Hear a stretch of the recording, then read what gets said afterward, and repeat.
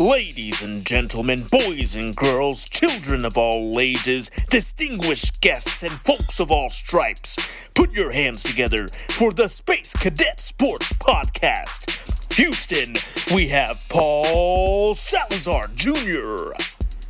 Hey y'all, welcome back to the Space Cadet Sports Podcast. I'm your host, Paul Salazar Jr. This is your Houston Astros die-hard fan podcast. There's a lot of options for you out there. This is your spot if you're a huge fan of the Astros. You're tired of all the negative coverage that they generally get everywhere. This is just a little bit more of a spoonful of sugar. Feeling really silly today.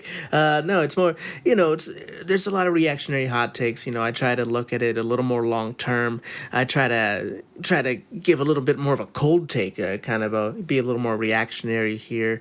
Look realistically at the team. Try not to be too much of a homer while I do it, though. I am Paul Salazar Jr. I'm a Houston native. I'm a comedy writer out here in Los Angeles, where I am recording on a beautiful but very sunny day here in Los Angeles. I am joined by my co-host and producer, Carla the dog. She's the Roz to my Frasier. She's chilling right now. We don't have her on mic, but sometimes she just jumps up and needs to say something. She has her own opinions. She's joining me for this Off Day Goof Off. But yeah, even though I'm in LA here, I'm a Houston native. I was born and raised basically in the Astrodome, where I lived off of the Cracker Jacks that Tony Eusebio didn't eat. This is I'm feeling really goofy today. It's a good day. I'm finally positive. The Astros are at 500. It's the closest I've gotten to happiness for the Astros this season. While I am positive about them, I was worried about where this team was going. If you looked at the panic meter, I haven't touched it in a long while here at the podcast at Space Cadet Sports. We have a Houston Astros official panic meter. It hasn't been touched in a while. I'm at it's go time is what it says on the panic meter. It's still very low here, so you are concerned for the team, of course, but I wasn't panicking yet like everybody was since game one. But yeah, you can go check the receipts if you don't believe me. Go look at the other blog posts. Go check out all of the memes, all of the blog posts, all of the podcasts, and the video podcasts can be found on my Substack at spacecadetsports.substack.com. You can put your email in there, and you get every article, every meme, every podcast and video podcast sent directly to your email box for free there. Or if you're like me, you could get the app. Turn off the email notifications, use the app notifications to get it done on your phone, like having your own Space Cadet Sports app, but it's done through Substack, so you could read all other creators and writers on there as well. But yeah, let's go ahead and get to the podcast today. While I am feeling really loose, I am feeling really goofy today. I'm very excited because the Astros are finally turning that page. The season is long. You don't want to count your chickens before they hatch here, to get all folksy with you. You don't want to do that too early, but for the first time this season, it's nice to kind of breathe easy. I know that it could be a long road for us here as Astros fans, but with this team, with their pedigree, with their roster, with the way they've been playing, you do feel more optimistic about this team than you have in previous months. So I think it's the combination of seeing this team play this consistently, seeing that swagger kind of back, and knowing that they're kind of returning to the team that you know and love, and their record finally, also showing that they can do that. That's what makes you happy and helps you breathe easier here. That's why we're chilling here at the podcast today at Space Cadet Sports. Welcome back, old listeners. If any new listeners want to welcome you to the podcast here. I am a fan. I've been watching the Astros since the late '80s or early '90s, depending on when you really want to count. When it starts forming in your brain as a child. But I definitely have fond memories of the Astrodome. All those '90s teams. I've been following this team forever. It's one of my huge passions in life. So I watch all the games. I pretty much read all the articles. So this is just the next iteration to do with all the data I have on the Houston Astros. Instead of bugging my partner, instead of bugging Sarah and all my friends about this all the time, I'm bugging you about it. Let's record the podcast.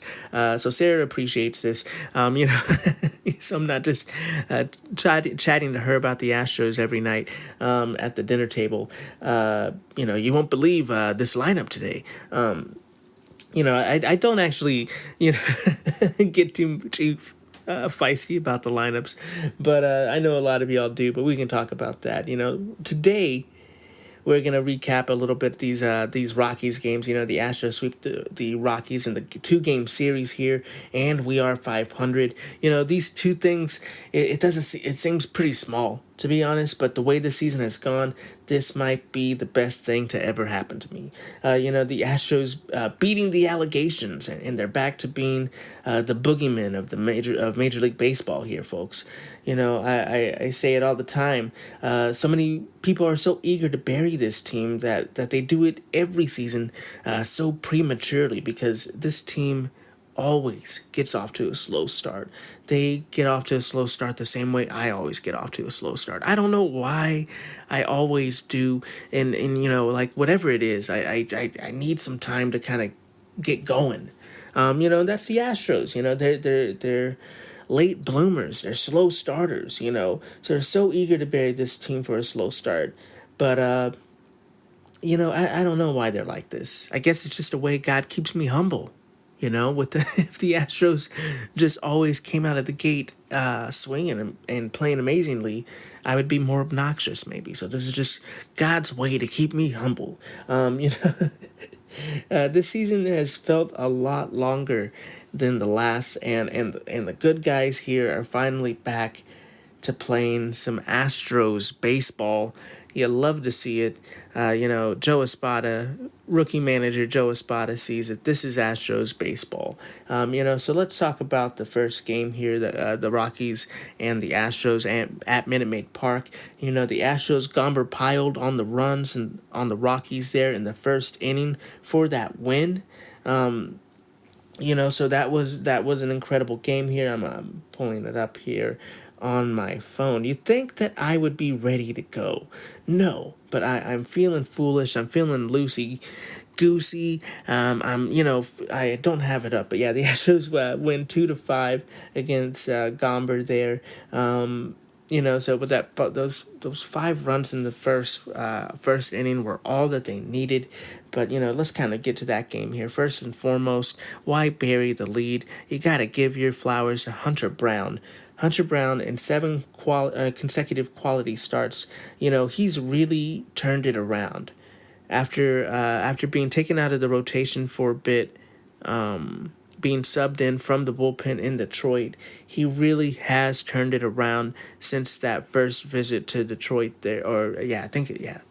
I'm trying to remember, that visit to Detroit where we were on the road early in the season. He came out of the bullpen, really looked good, and he looked competitive. He kind of looked angry, and it seems like every game since then, he's just been very competitive and looking angry. He's just looking fierce out there. If he was a Gatorade flavor, he'd be fierce.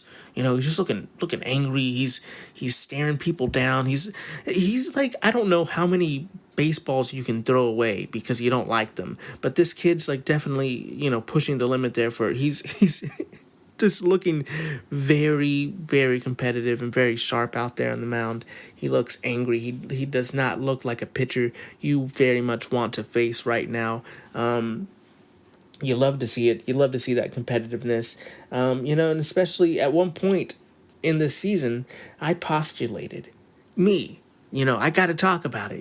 When you are doing a podcast like this, I try to be very kind to the players.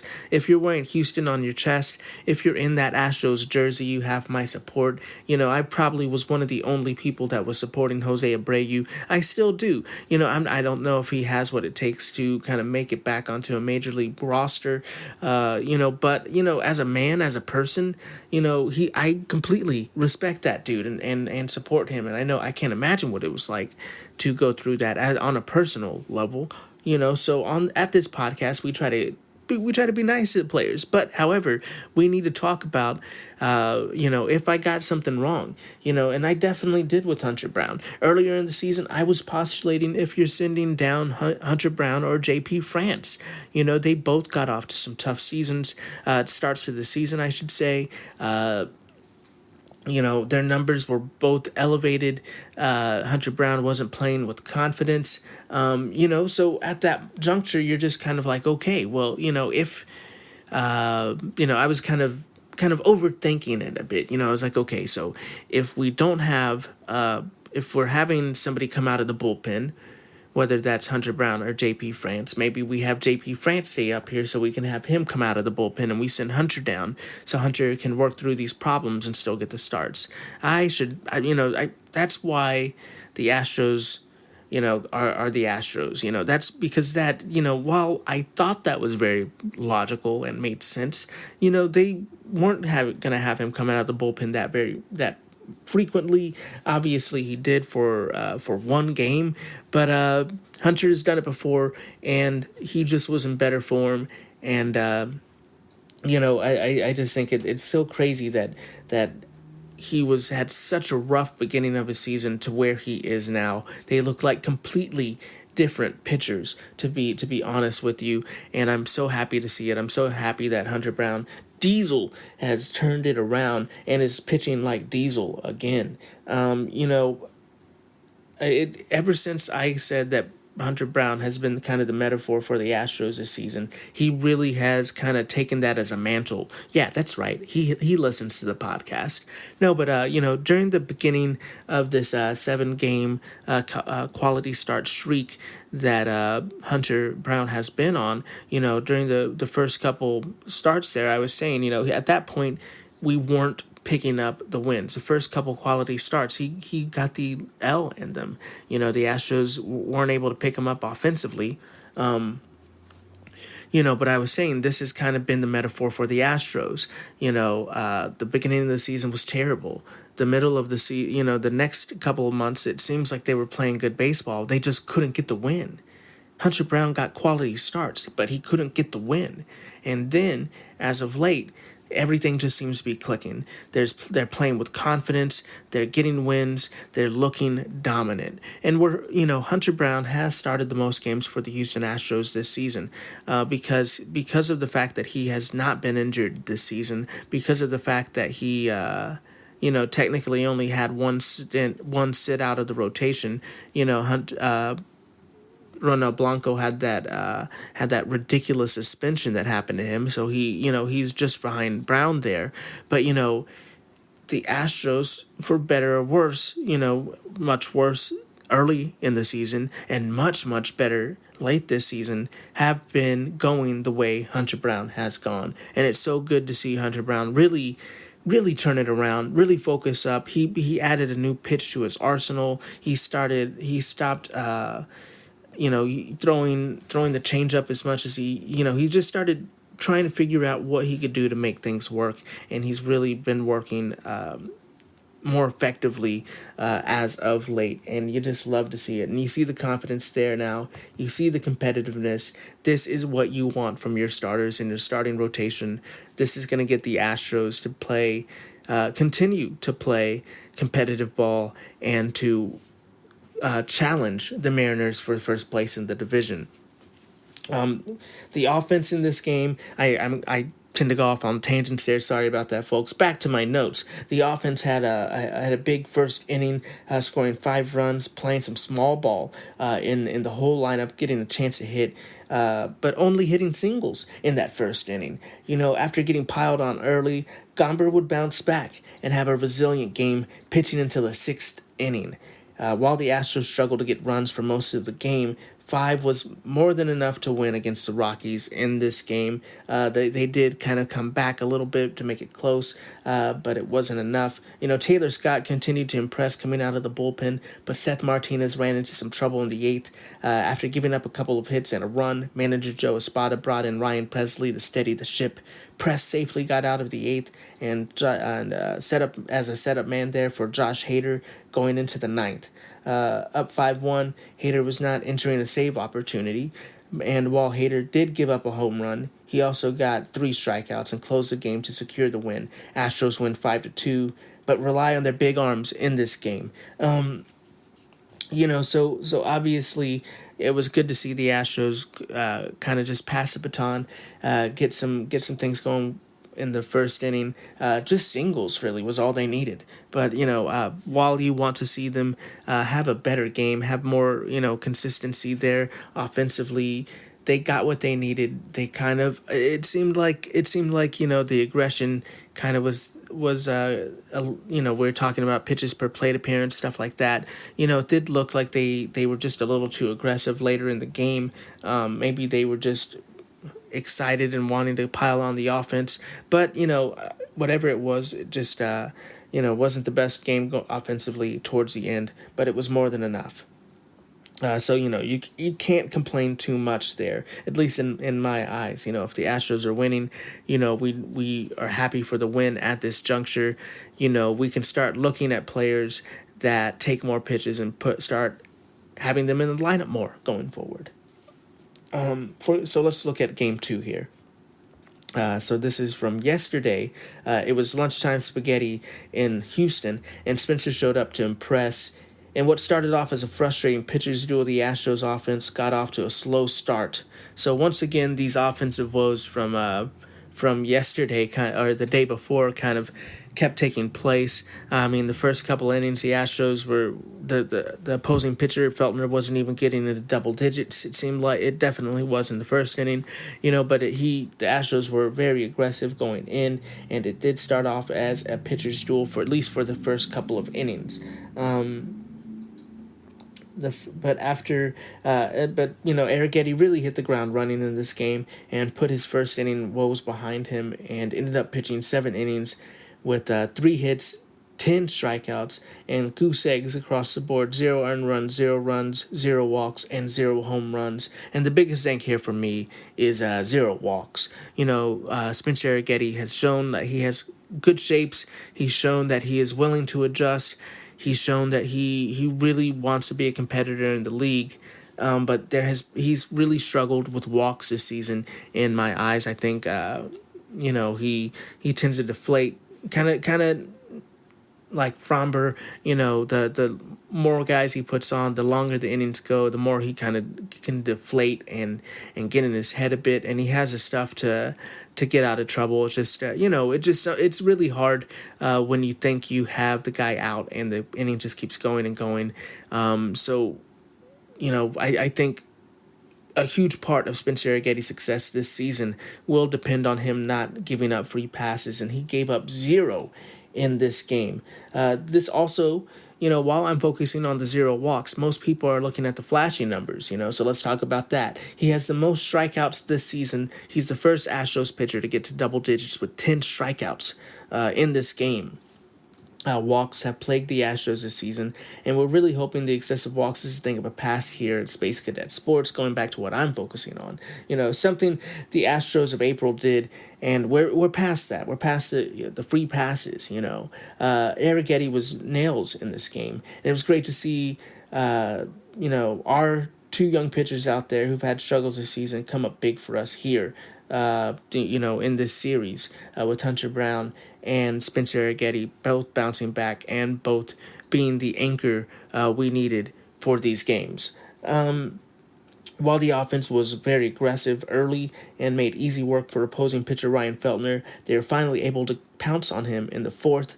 Up until then, both pitches were making easy work of the hitters with only a single given up by Arrighetti in the previous inning. And Jose Altuve started off this inning by hitting a single against Feltner, and then he stole second, and then he stole third, which gives him, I believe, 13 steals on the season. Oh boy, I might be wrong there. In my notes, I did not put how many steals he has in the season. Thanks, research department. Just cut to me earlier, frantically not remembering to put this in there. But yeah, he definitely has double-digit steals on the season. That was really good to see. After that steal, it wasn't good to see Feltner plunking Jordan in the thigh, putting runners on the corners. All of this plus a Yainer Diaz single fired up the Astros and fans and put the Astros up 1-0 with Tuve scoring. And in the fifth, the offense keeps going with the small ball. With a Mi Primo alert, Cesar Salazar hits a double, and Tuve with the RBI single put the Astros up 2-0. And finally, in the bottom of the seventh, the Astros weren't able to do too much damage to Feltner, but they were able to kind of get just enough going. In the bottom of the seventh, though, the Astros finally break the game open after a couple of singles from Singleton and Pena.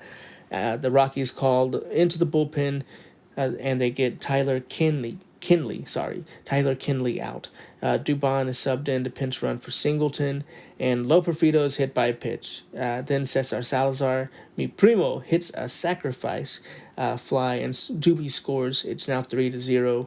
Tuve then reaches on a fielder's choice, and Pena scores 4-0. Breggy almost grounds into a double play. Tuve is out at second, but a throwing error makes Breggy safe at first and Loperfido safe at home, 5-0. So just some defensive errors there for the Rockies, just some hiccups there that the Astros are really able to capitalize on. At that point, the Rockies go to their bullpen again, this time for Jay Bloch. Jordan hits a ground rule double, so Breggy goes to third, Jordan's on second, and Yainer Diaz hits an RBI. He hits it to center. Breggy scores, and it's 6-0. So huge seventh for the Astros, really gets them in the lead there. In the eighth, Doobie hits a ground rule double, and Pena knocks him in to bring it to 7 runs for in total there. But yeah, that big seventh, just once again, just some small ball, just some hitting it to the gaps with power.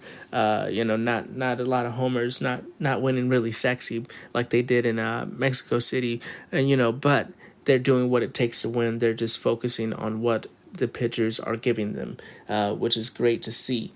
Especially when the offense was struggling, went through a little bit of a tough spurt there in the end of the first game and beginning of the second game, but they were able to pull it together, figure out a way to win this game, both games, I should say. Focusing on the bullpen here, after the spaghetti dominance, Sean Dubin comes in the eighth, and he struggled a bit, but pitches out of trouble and only giving up 1 run. After giving up a walk, a double, he then struck out a batter, and then the next batter hit a sacrifice fly against him.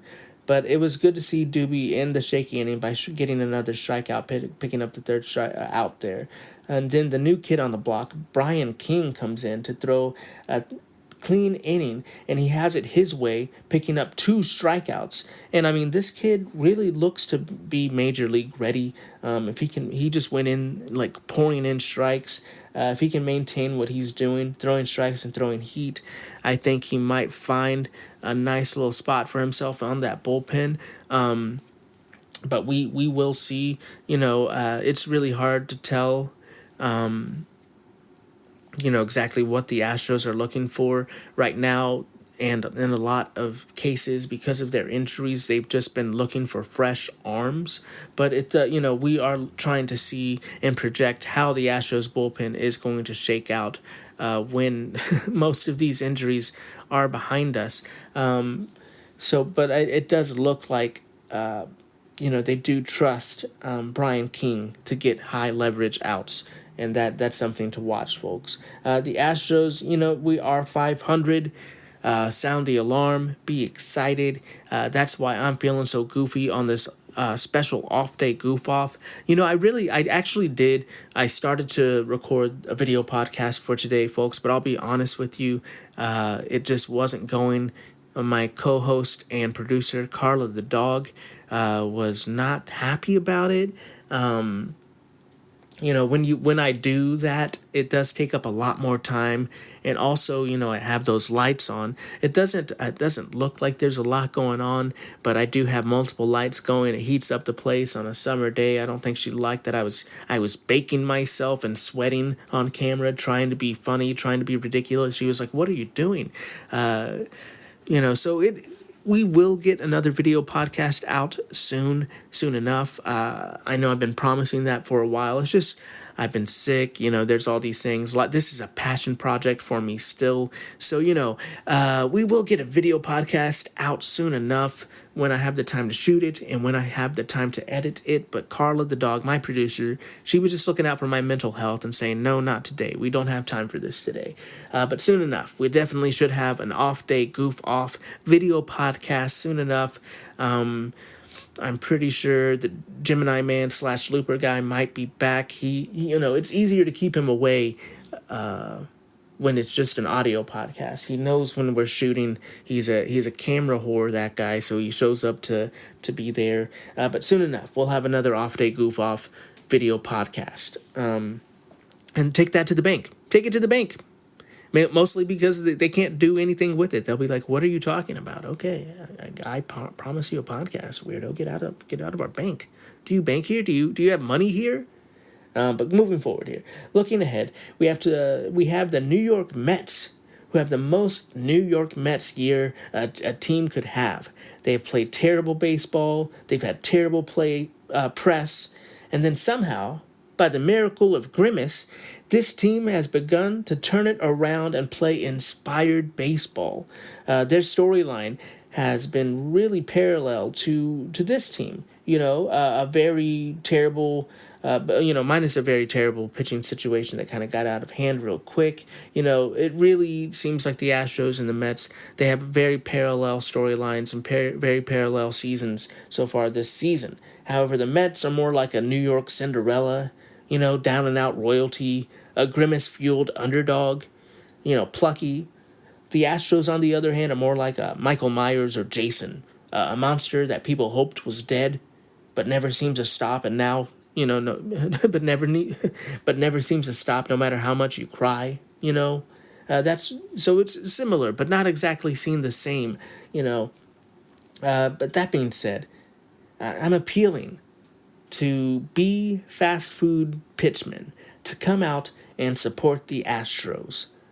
Obviously, the Hamburglar is on the nose choice. Okay, it seems like he's the black hat of the McDonaldland universe. He seems mischievous, and if his only crime is stealing burgers from a clown, I think I could look past his spotty past. But I doubt Ronald would let part of his crew step out like that. He seems to be a tough boss.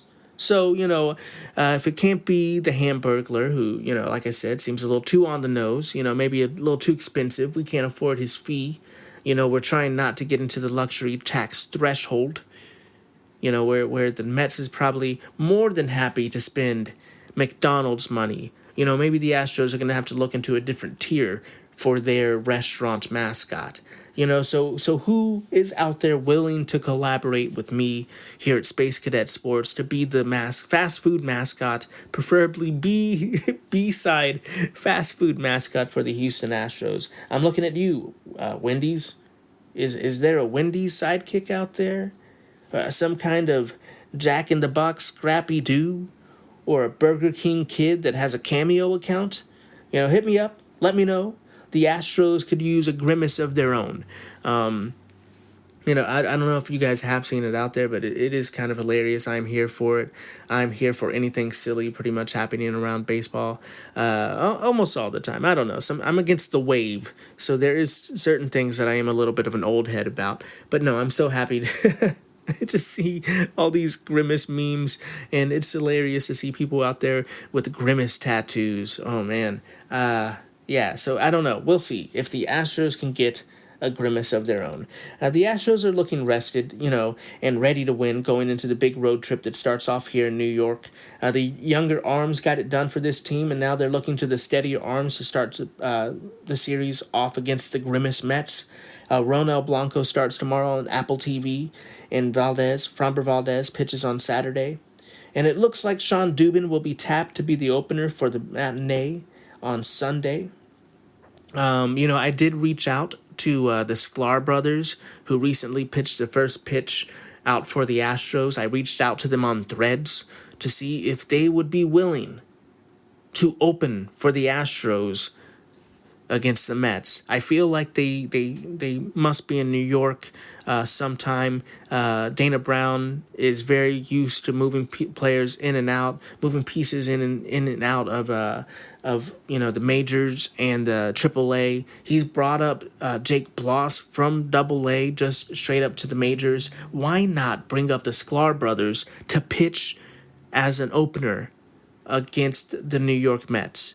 But here's the only catch. You have to have both of the Sklar brothers on the mound, and they both go through a windup, but only one of them has the ball. And I'd be willing to give up an outfielder for that. You only have two outfielders, but you have two pitchers.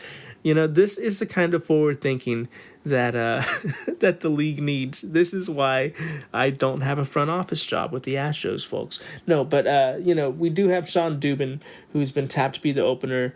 With Blanco and Fromber pitching the first two games, it will be key for manager Joe Espada to get quality starts from both starters, going minimally into the sixth inning. These boys better be hungry because they will be expected to eat some innings. Get some bibs, big boys. If the big boys eat their innings, that will keep the bullpen fresh, and middle relief arms will be rested to tag Dubin out if he finds some trouble. With an opener, you want to ride them as long as you can, but you don't expect them to go too long, especially if they start throwing too many pitches in one inning. So we will see how long Dubin is expected to go, and I think that will all be up to Joe Espada, and that will all be up to Joe Espada and how he feels in the moment. That's how you do openers. They can be a little tricky. It can get a little emotional. It can be tough. So we're hoping that the big boys set us up by eating all those innings and only having the high leverage relievers or minimal relievers used for those games. That will be a key to success in this third game using an opener. Martinez, Montero, and Scott will all be expected to pick up an inning in this game, I believe, and probably also Luis Contreras and Brian King at least being available. Those rookies, if they are still on the roster, you expect them to be healthy.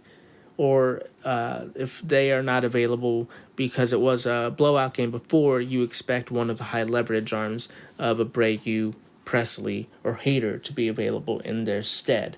We'll see who that is. Or it also, it could not be Contreras or King on the roster at that point. They could be subbed out for a fresh arm just because they need it. So we will see. There's a lot of things riding on Blanco and Valdez having long starts for the Astros, including, it seems like, some rookie roster spots. So we'll see how that goes. We need some health, my dudes. We definitely do. Ending this podcast talking about some health. Kyle Tucker is hitting off of a tee. That's his update. We're hoping that Tucker is getting better speedily. We need him back. We need that power. The Astros have been playing inspired, but we need that bat. We need to win. We can't just play without one of the best players in the league. We need Tucker back. So we're hoping that Tucker is getting better, and we're hoping that if he needs a minor league rehab start, it will only be a short stint. And then Bloss could be back. It seems like Jake Bloss, I believe they don't have an exact time frame on him, but because he avoided a major injury, they are hopeful that he can be back, and that means that they probably want him to get another start with the team. But we will see. I'm thinking Bloss could be back in an Astros uniform. And then talking about pitchers and talking about that bullpen, and why we're doing a opener start. JP France is out for the year. He is having surgery.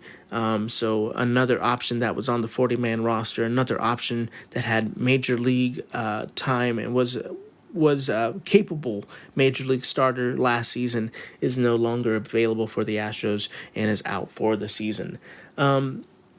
So yeah, with all that being said, it looks like the Astros are going for an opener.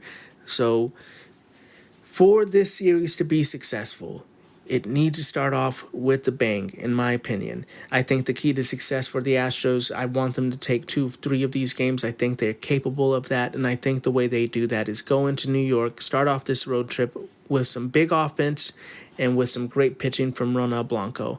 I think they're fresh. I think they're set up to do it, and I think they have the swagger to do it. So I'm saying they do. I'm saying they win this series 2 out of 3, and I'm saying they win this first game by getting the offense going early and by Ronald Blanco pitching deep into the game and getting a quality start. I'm calling for it, and I'm optimistic for it, folks.